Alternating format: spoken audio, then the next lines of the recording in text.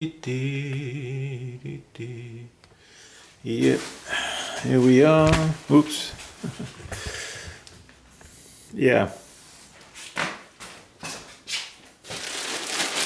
Hi folks, welcome. Yeah, I'm just here. I've just had this bowl and this little vase here, this cylinder vase I wanted to finish off. It's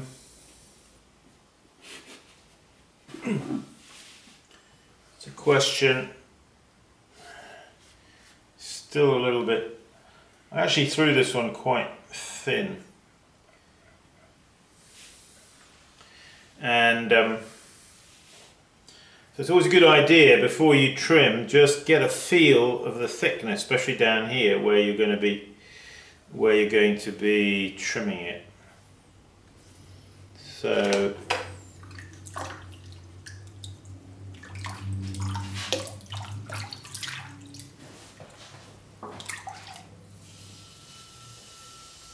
this bowl, I used one of these coconut ribs to throw it on the inside, holding the rib, you know, on the inside. So now I'm gonna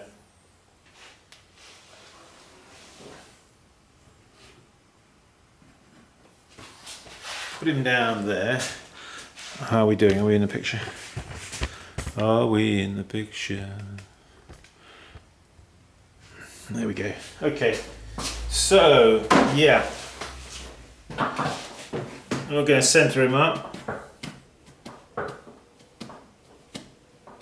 Wide forms, I mean narrow-footed, wide-rimmed forms like this shouldn't be too difficult to trim like this. What I'm saying is they won't probably fly off the wheel. Dee, dee, dee, dee, dee, dee, dee.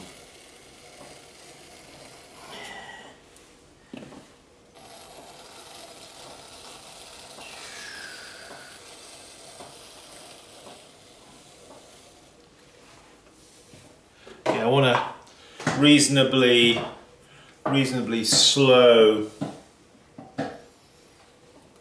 trimming speed. Don't like the wheel going around too fast, you know.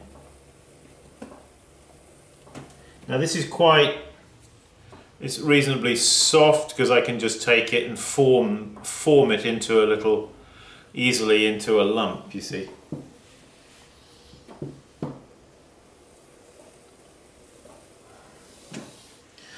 I like these trim tools because they're nice for, I find them better than these other kind for,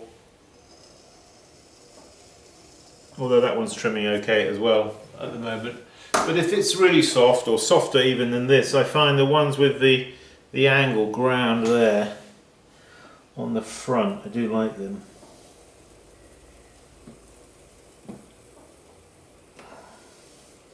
I mean, better than the ones with the angle ground on the back.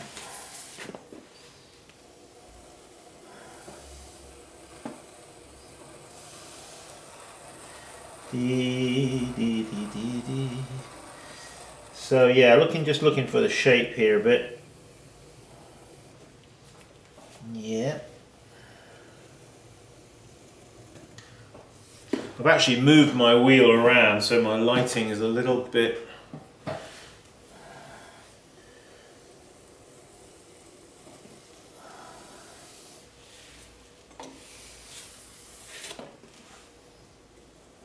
different than what I'm used to. I actually prefer to have a bit more light on the right hand side. I wonder if I could, hang on a sec folks, hang on a second. Let me see if I can do this slightly differently.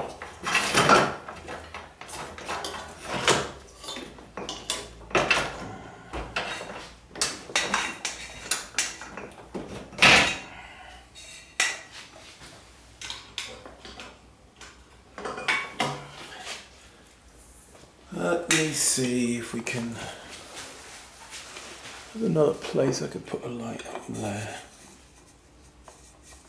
That might be better. A bit better. How's that looking? Whoops. Let's carry this over here.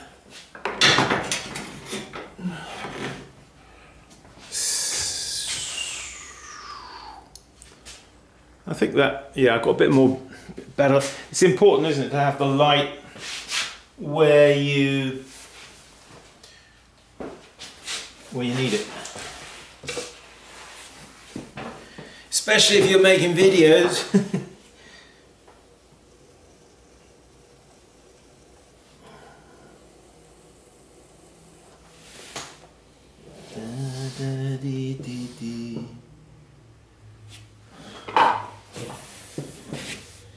Yeah, I'm just gonna. Oh, gosh, it's a little bit thin.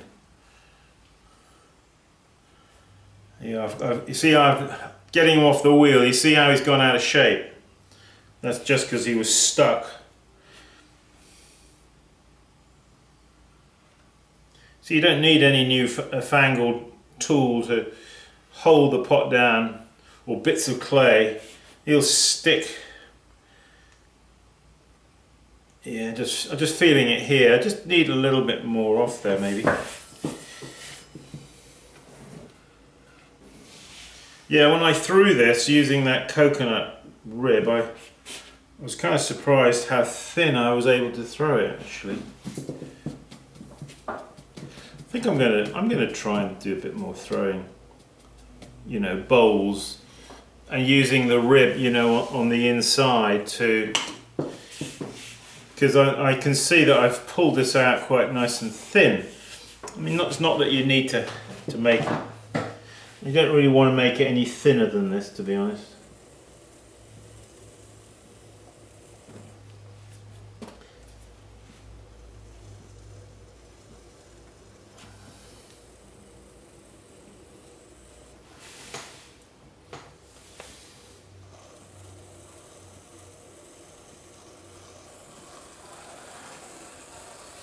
Yeah.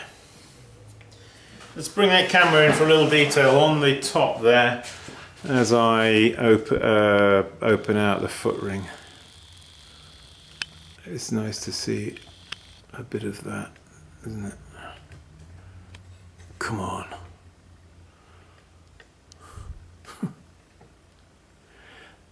Now stay there. I think that's about right, yeah.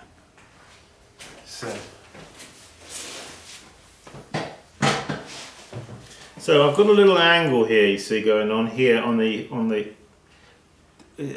I really like having, you know, breaking a hard, sharp corner with an angle like that. It's effectively an undercut, really, and you do need that. I think visually you need it, and you also need it because it stops the pot gouging a dent out of the tabletop, maybe.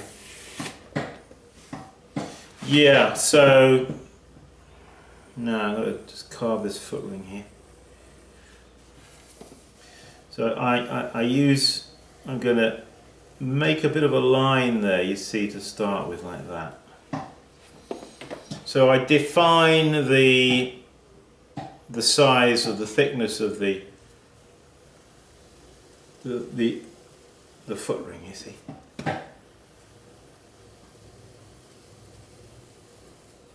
Now I'm cutting down. This is where I've got to be. What's that? Careful that I don't go through down too deep.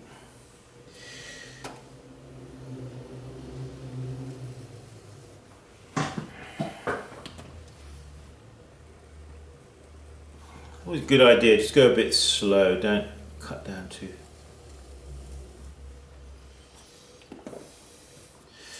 The little spigot there in the middle, just that sort of happens happens naturally often, and I don't mind that. I quite like it. It's sort of part of the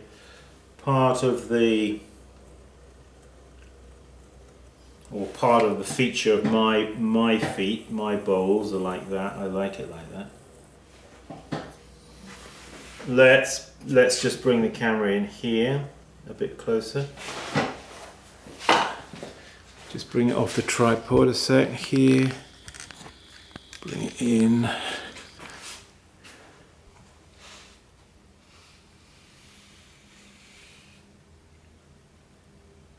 So you'll see there's another little bit of a coming down there, you see. That bit of where there's a cut there as well, just on that inner side, as well as there on the outside. So I hope that will. Let's see if I can get him off the wheel without buckling him too much.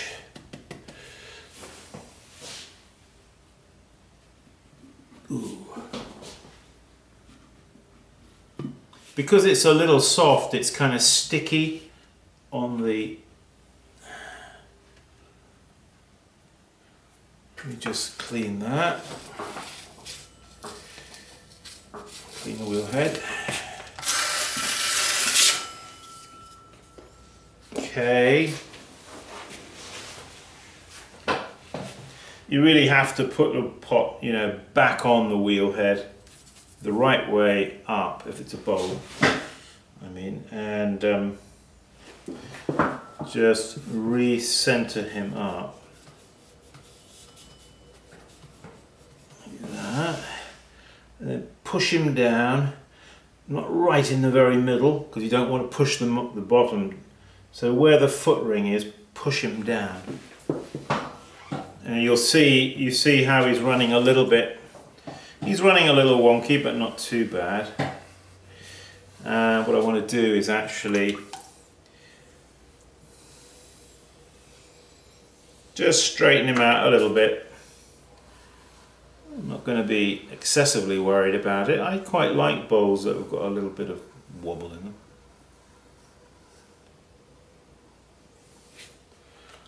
I don't mind that.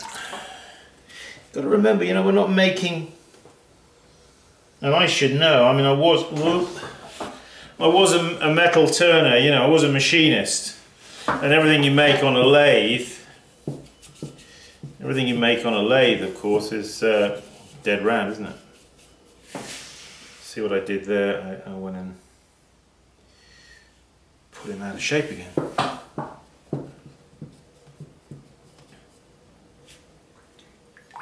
Yeah, we're not trying to make, I'm not trying to replicate something to make it look like it's made on a lathe. Well, that's a relief, Simon. Does that mean that I can make wobbly pots then? Yes, you can make wobbly pots, but it's a funny thing. It's a sort of, it's a happy medium between being, let's say, a wobbly pot, but also being a pot that's,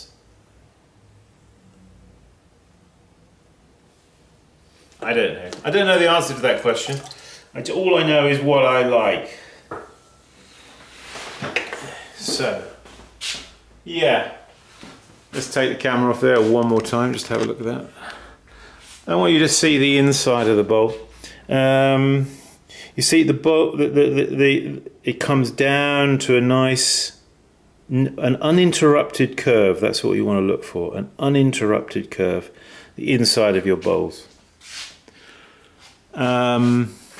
Exterior, the form, yeah, I'm happy with that. These are sort of elegant bowls with narrow-footed. As you can see, he's running now reasonably true. So, yeah, I've used the leather, as you can see, on the lip here, just to make him nice. So yeah, I'm happy with that. Really need to let that just set up a bit now and stiffen off. This guy just needs really fettling on the bottom. Not much more to do with that. I might do a wax on that and then dip it in the iron oxide slip. Yeah. Anyway, folks, hey, thanks for sticking around with my fumbling there on the wheel. Go to my website, simonleachpottery.com. Join us for a workshop. Summer is ending. Let's get back in our studios and start concentrating on practicing. And yeah, I'm practicing raw glazing and once firing and really enjoying it. And I hope that you'll join me and have a go yourselves. I'm convinced it's the way to go. Bisque firing is totally outdated and I don't want to do it anymore. No. Bisque firing has its place, but there is a place where we can actually put bisque firing to one side and just do raw glazing. It's possible. Believe me, it's possible. It saves such a lot of time. You know, it's nice to be able to just throw that pot, you see. And now I'm thinking, okay, let's get the wax out and let's you know, do a decoration, let it dry, then I can dip it in the slip, let that dry off, and then put a glaze over it and put it straight in the kiln. Isn't that great? That saves such a lot of...